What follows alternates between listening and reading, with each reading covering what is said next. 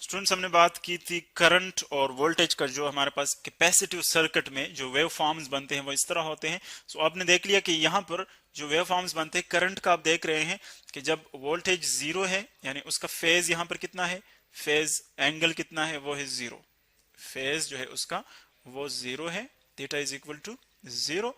और अगर आप उसी टाइम पर आप करंट का फेज देखें तो करंट का फेज जो हमारे पास वो मैक्सिमम से यहाँ पर आ रहा है, क्योंकि फर्स्ट जब हम अप्लाई करते हैं वोल्टेज सो करंट मैक्सिमम होता है, आहिस्ता आहिस्ता वो डिक्रीज होता है।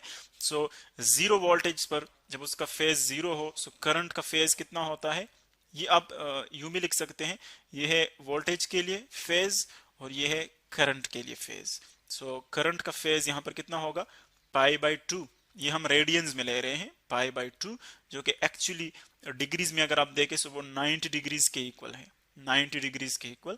सो आप देख रहे हैं कि जो इनके दरमियान फेज डिफरेंस है वो कितना है, pi by two minus zero, वो है पाई बाई टू, यानी 90 डिग्रीज का फेज डिफरेंस इन दोनों के दरमियान। सो इसका मतलब ये है कि जब वोल्टेज का फेज जीरो है सो उस टाइम करंट का फेज जो है वो पाई बाई टू है, यानी करंट का जो वेव फॉर्म है, यानी जो करंट का एक्चुअली वेव है वो लीड कर रहा है, उससे आगे है। कितना आगे है, पाई बाई टू फैक्टर जितना आगे है उससे, यानी 90 डिग्रीज उससे आगे है। सो हम यू लिख सकते हैं कि जो फेज डिफरेंस है, phase difference, phase difference actually हम किन की बात कर रहे हैं, वोल्टेज की और इलेक्ट्रिक करंट की, वो कितना है, pi by two. Phase difference actually pi by two है, लेकिन कौन लीड कर रहा है, इलेक्ट्रिक करंट, जो कि यहां से आप देख रहे हैं कि करंट पाई बाई टू है और वोल्टेज जीरो है। सो करंट जो है वो वोल्टेज से पाई बाई टू फैक्टर का आगे है। तो इसीलिए हम कहते हैं कि आई जो है करंट लीड्स वो लीड कर रहा है, leads the voltage by pi by two. या आप यूं भी कह सकते हैं कि पोटेंशियल डिफरेंस वोल्टेज जो है that legs electric current by pi by two, यानी आप यूं कह सकते हैं कि potential difference pi by two पीछे है, पाई बाई टू फेज उसका पीछे है, या इलेक्ट्रिक करंट जो है वो पाई बाई टू उससे आगे है। सो इलेक्ट्रिक करंट लीड कर रहा है और पोटेंशियल डिफरेंस यानी वोल्टेज जो है वो लेग कर रहा है। ये तो इनकी हमारे पास जो फेज डिफरेंस है वो आ गई। और इस तरह के डायग्राम्स को हम क्या कहते हैं, जिसमें हम पोटेंशियल डिफरेंस और जो हमारे पास इसकी इलेक्ट्रिक करंट की जो डायग्राम है हमने वेव फॉर्म उसके शो किए, तो इस तरह के डायग्राम्स को हम कहते हैं फेजर डायग्राम्स।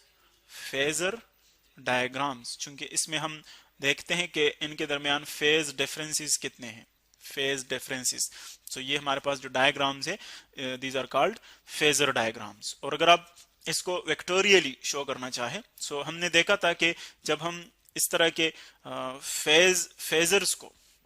फेजर डायग्राम्स को जब हम वेक्टोरियली शो करते हैं, सो फर्स्ट हम क्या करते हैं, उसकी पीक वैल्यू लेते हैं और पीक वैल्यू को हम क्या करते हैं, हॉरिजॉन्टली हम उसको शो करते हैं। सो सपोज अगर ये हमारे पास इलेक्ट्रिक करंट है, फॉर एग्जांपल इलेक्ट्रिक करंट का वेक्टर है, ये बात याद रखिए कि ये इलेक्ट्रिक करंट की क्या है, पीक वैल्यू है, यानी जो उसकी सबसे हाईएस्ट वैल्यू होती है वो हम यहाँ पर इस लेंथ से शो करते हैं, ये इसकी पीक वैल्यू है, इलेक्ट्रिक करंट की पीक वैल्यू।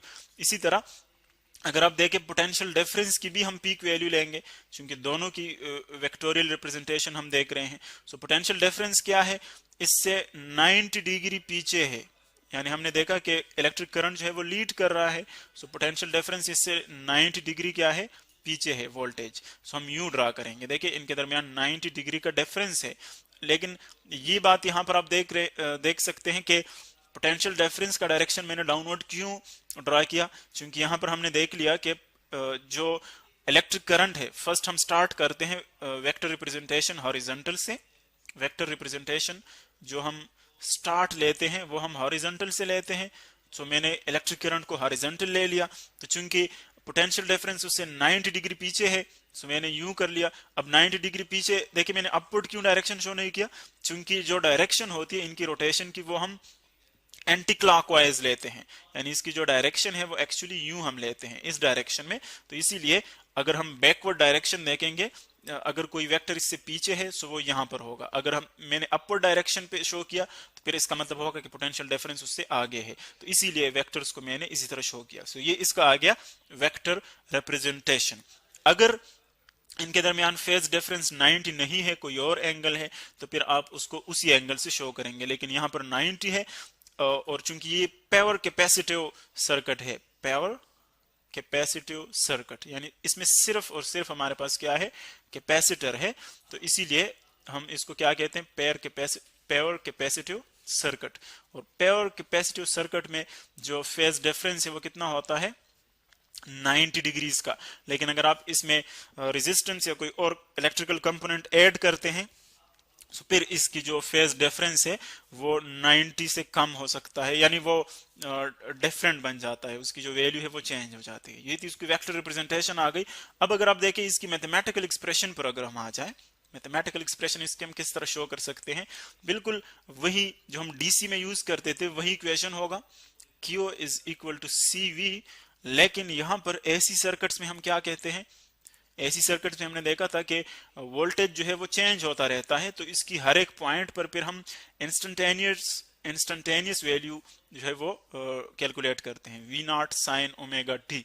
क्योंकि इसकी एक कांस्टेंट वैल्यू नहीं होती, चेंज होता रहता है, तो इसीलिए इसकी हर एक पॉइंट पर फिर हम इस इक्वेशन से इंस्टेंटेनियस वैल्यू कैलकुलेट कर सकते हैं। तो इसीलिए V जो है वो कांस्टेंट नहीं होगा, बल्कि यहाँ पर इंस्टेंटेनियस V होगा वोल्टेज। तो इसीलिए हम वोल्टेज की जगह क्या पुट करेंगे, वोल्टेज की जगह हम ये वैल्यू पुट करेंगे, सो ये बन जाएगा C इंटू V की जगह ये वैल्यू पुट कर ले, सो ये बन जाएगा V0 sine of omega t. और ओमेगा टी जो है वो एक्चुअली एंगल को शो कर रहा है। ये हमारे पास इक्वेशन बन रहा है। अब जितना rate of change of charges को हम देखते हैं कि कितने चार्जेस मूव करते हैं वहां पर, और हमने देखा कि चार्जेस की जो मूवमेंट है वो डिपेंड करते हैं पोटेंशियल डिफरेंस पर, कभी वो कम हो जाते हैं कभी ज्यादा। तो इसीलिए जो इलेक्ट्रिक करंट है उसको हम डिफाइन करते हैं यहाँ पर। इलेक्ट्रिक करंट जो है एक्चुअली वो किसके इक्वल है, rate of change of flow of charges, इसको हम इलेक्ट्रिक करंट कहते हैं। सो अगर आप यहां पर देखें फिर इस इक्वेशन के मुताबिक अगर हम इलेक्ट्रिक करंट को यहां पर यूज कर ले, इलेक्ट्रिक करंट को यहां पर यूज कर ले, सो ये बन जाएगा I is equal to delta Q divided by delta T। अब इसमें वैल्यू पुट कर ले, देखें Q की वैल्यू हमने ऊपर यहां पर आप देख रहे हैं कि दी हुई है, ये चार्ज की वैल्यू है। तो अगर मैं चार्ज की वैल्यू यहां पर पुट कर लूं तो ये बन जाएगा electric current is equal to electric current की वैल्यू हम यहां पर ले रहे हैं, और जो चार्ज की वैल्यू है वो मैं यहां से पुट कर सकता हूं, चार्ज की वैल्यू। से बन जाएगा डेल्टा, और चार्ज की वैल्यू पुट कर ले आप, जो कि है C V0 sine of omega t divided by delta t divided by delta t। ये हमारे पास वैल्यू आती है इसकी। अब अगर आप देखें इसमें जो C है कैपेसिटेंस, यानी एक्चुअली इस कैपेसिटर की एबिलिटी है कि वो कितनी जो है चार्ज, कितनी इलेक्ट्रिकल एनर्जी स्टोर कर सकता है, ये उसकी एबिलिटी है जिसको हम कैपेसिटेंस कहते हैं। तो जो एबिलिटी है एक्चुअली वो किसी स्पेसिफिक कैपेसिटर की कांस्टेंट होती है, तो इसीलिए ये चीज इसमें कांस्टेंट है। और दूसरी ये है कि इंस्टेंटेनियस वैल्यू जो है वोल्टेज की वो डिफरेंट होती है, लेकिन जो पीक वैल्यू है वो कांस्टेंट होती है, वो चेंज नहीं होती। तो इसीलिए ये जो पीक वैल्यू है ये भी कांस्टेंट है। तो इस इक्वेशन में ये दोनों चीजें हमारे पास क्या है, कांस्टेंट्स हैं। तो इसीलिए जो चेंज आएगा वो इन दोनों पर अप्लाई नहीं होगा। चेंज को फिर हम यूं लिख सकते हैं कि electric current is equal to, इन दो वैल्यूज को चेंज से बाहर लिखे, डेल्टा से बाहर लिखे, क्योंकि ये कांस्टेंट है, चेंज नहीं हो रहे, वेरी नहीं कर रहे हैं। सो चेंज जो है डेल्टा वो सिर्फ साइन ओमेगा टी पर अप्लाई हो जाएगा, साइन ओमेगा टी, चूंकि सिर्फ एंगल जो है टाइम और एंगुलर फ्रीक्वेंसी जो है वो चेंज हो रहा है। सो ये आ जाएगा डिवाइडेड बाय डेल्टा टी। अब ये हमारे पास एक मैथमेटिकल रिजल्ट आ गया इलेक्ट्रिक करंट का। अब इसको हम मजीद देखेंगे कि इलेक्ट्रिक करंट को हम किस तरह डिराइव कर सकते हैं इससे, और इसकी इलेक्ट्रिक करंट की वैल्यू हम सिंपल फॉर्म में, साइन वेव फॉर्म में या कॉज वेव फॉर्म में किस तरह लिख सकते हैं, यानी इस फ्रैक्शन को सिंप्लीफाई करेंगे। और इसको हम कंटिन्यू रखते हैं नेक्स्ट लेक्चर में।